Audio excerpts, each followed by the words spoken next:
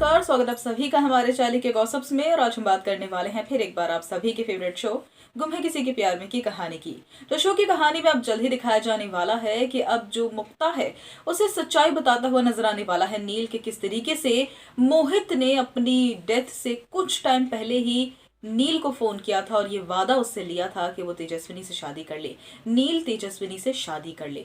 ये बात सुनने के बाद जो मुक्ता होगी उसके तो जैसे पैरों के तले जमीन ही खसक जाने वाली है, क्योंकि बहुत अच्छी तरीके से मुक्ता इस बात को जानती है कि नील की शादी जूही से होने वाली है, मोहित की भाई की बेटी से होने वाली है। और अगर ये बात उन लोगों को पता चल गई तो फिर तो तेजस्विनी और मुक्ता दोनों का ही जीना हराम कर देंगे। ऐसे ही वो लोग बहुत ज्यादा परेशान है, मुक्ता और तेजस्विनी और उसके परिवार के आ जाने के बाद। उसके बाद तो फिर महाभारत ही हो जाएगी।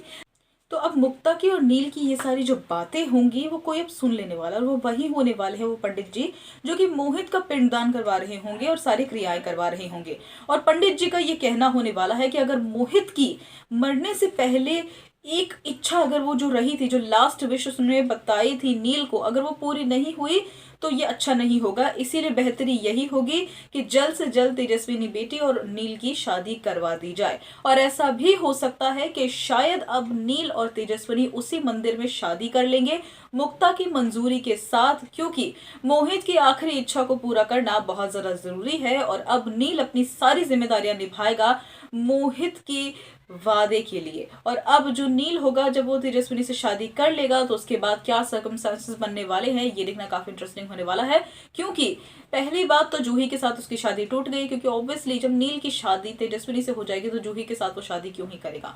दूसरा झटका होने वाला है नील के परिवार के लिए, जब जूही की जगह तेजस्विनी को शादी करके नील ले आएगा। और अब इन सब का क्या रिएक्शन होने वाला है, शो की कहानी किस तरीके से आगे बढ़ने वाली है, और सबसे बड़ा सवाल ऋतुराज कहाँ गया है कहानी से। तो आपको मैं बता दूं कि कहानी में ऋतुराज को कुछ समय के लिए गायब कर दिया गया है।